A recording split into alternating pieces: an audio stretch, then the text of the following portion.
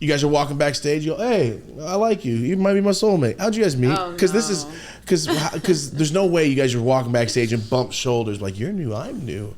Like it's not the way it happened. So how'd you guys meet? You know, Hollywood has this stigma of like all this romanticism, how stuff happens. None of that stuff ain't real. It don't happen that way. The way ours happened, like we was actually, it seemed like at one point we was afraid of each other because like I remember one time we bumped at each other. We like weren't afraid of each other. He was afraid of me. He paid me no mind. I mean, it wasn't. No mind. I got no play. It wasn't. It wasn't that. I just wanted to make. That's how you do it. I just wanted to make sure like this was what she wanted to do. You know, the consent. The first time I saw him, I was like, no. The first time I saw him, I was like, oh, that's a beautiful man. Keep him from me. Keep him away from me. And then when I first got there, he got injured, so he disappeared for like 2 months. Yeah. So I was like, oh, dang, where'd he go? So then one of our coworkers, she got this dinner together where we were all going out for sushi, just so people can get to know each other. And he walked in, and my friend was sitting next to me. I was like, girl, look, he right there, like he's so cute. And I know you say like things don't happen like in the movies, but I promise you, when he walked through that door, it was like slow motion. Everything just slowed down, and I was like, that's that beautiful man right there. Large gust of wind holding me back. Yeah. You know, you open up some of them stores, they get that. That's why he was slow. It's all cinematic. Trying to get inside. And then he sat down. I'm trying to talk to him all night. He's paying me no mind. It was like during the finals was on, and we were about to go to the movies. He was like, "Well, I'm not going to the movies. I'm going to go watch the game." I was like, "So you just not gonna go to movies with us? Like we all go to movies. You just gonna leave us hanging?" And he's just like, okay, I guess I'm going to the movies. And so we're literally walking into the aisle of the movie theater, and you know, like whoever you're sitting next to is who you're going to end up sitting down next to. Yeah. So I purposely put myself next to him. Yeah. So that as we're scooting down, like we're going to see a scary movie at that. We just talked about how I don't do horror movies. Yeah. So he's like standing next to me. I sit down, and then I look. He left the seat open and sat in the other seat. I'm like, okay, you know what? Forget it. Like, whatever. So then afterwards, we went to this bar, and I was like, I give up, whatever. And so we end up all just hanging out, and he just looks at me. He's like, I like your makeup. Huh? See the way he went up? I was so confused. I was like, you like it? Oh, I like that. I was like, you like my makeup? He was like, I always like your makeup. I was like, always? Oh, so you've been looking at me? I was nervous, and that was the first thing that came to mind.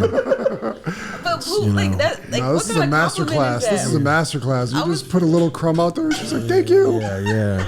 This is a master class. Yeah. And I had dark sunglasses so you could see my emotions. Yeah, you can see the emotions. I like your makeup. The hands rubbing and everything. Yeah, the hand rub. Had the Birdman hands. Yeah, exactly.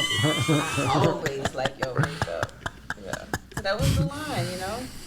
And then ever since that day, we never really separated, you know. Well, I gave him the wrong phone number. She did. But Purpose? I didn't mean to, but still to this day, he thinks I did it on purpose. I've done that once, and it was accidental, and I know they don't believe me. I did it on accident. I mean, it's your number. How can you forget your own number? I had a couple adult beverages that night. Okay, I get so it. when you asked for my number, I put it in wrong. You know your number. That's the 110-digit code that you know by heart. Besides just, well, some people don't know it's social, but just.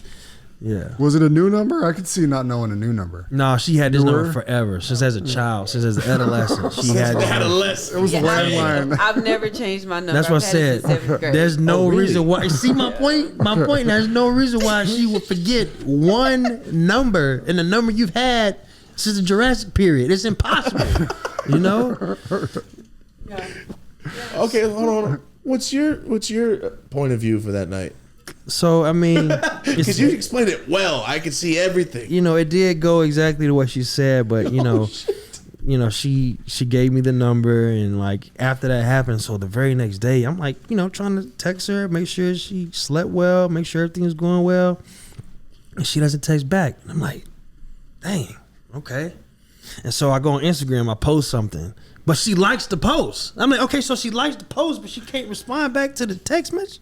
I'm like confusing, like what's going on? Also, I'm texting him and he's not texting me back. I'm like, wrong number. So one of my buddies, we was actually going to the casino that day, and he texted me. He said, well, he was sitting beside him. He was like, "Hey, Bianca said she left her charger in your car. Like, is it a way that move? You know?" She's been planning it. I was like, first of all, how you get her number? She didn't take one. Yeah. Then on top of that, that's it. So at that point, when I seen the number that he had stored, it was the right number, and she had, I guess she forgot one number off with me, and we pretty much had the wrong number exchange. You know, we were both sitting, like she said, she was sitting in the tub all sad, wondering I want to text him back. So I was waiting for you to text me. That's what it was. It wasn't you. And I was like, why is he not texting me? And I didn't want to. I did leave my charger in his car, but I was like, but if I DM him and message him, he's gonna think that, you know, if he don't want to talk to me, he don't want to talk to me. So fine, I'll just text your friend and tell your friend to tell you that my charger is in your car. Bring it back. So that's how we figured it out. That's how we figured it out. See that long car tire just popped? You hear that? No, it was a hard day. No responses. I was like, I'm about to go gamble my life away. That's why we're going to the casino. Did you win? Well, I stopped because the text message came through. Oh. And I said, you know what? Let's turn around and go get some food instead. Then we went on our first date that night, and then we haven't separated since. Yeah. Yeah. And that's been almost 8-9 years now. So nice. This sounds like a movie, like you were talking about. That shit don't happen. That kind of sounds like the beginning of a rom-com, and at the end they meet at the fucking train station or something. Yeah. That's what it sounds like. At the end they meet at the top of a ladder. No, he's a Buffalo fan. He's like, and then they jump through a table. That's just you, dude. That's funny. Top of the ladder. Okay. Question: do you guys find yourself subconsciously competing with each other at home? I think so, though. Oh, that was quick. I think so. But it's not like, because you always hear like, oh, I'm not in competition with my wife. You're not. It's just like, I feel like, she's the best person in the world. And like, she's very genuine. She's very kind. She's very honest. So it's like, and I know she always keeps me on my P's and Q's if I'm like trying to like take off for training, or if I'm doing, I remember one time we was in the gym, we was doing the same workout, and like, I guess I was getting tired and she was getting tired, but I guess my form was kind of off. She said, "Don't be swinging arms," or something like that. Don't break your form. And so I was like, "You're not doing, you're cheating. You have, push-ups." I was like, your chest is not hitting the ground. That rep doesn't count. That rep doesn't count, because he was beating me, and I'm like, how is he beating me? And I was like, so it you is only beating me because your form. Yeah, but my arms are longer, so like, I need the swing. I need to, have my arms a little bit more out. She got, short arms a little You're bit. going double the distance. Exactly. You're going double the distance. I'm doing 2 reps in her 1, Okay. Marty and his wife have a constant battle of who's a better athlete, so I get it. It's not a battle. It's not a battle. I win. We like to throw it out there. Marty is the number 1, 3-point shooter in all state of history of New York. Oh, he made 1 shot and then never played again. 1 for but 1. it is. I mean, you 100%. 100% behind the line. Forever. That's smart. Hey, Steph don't even have that. Right? That's smart. Thank you.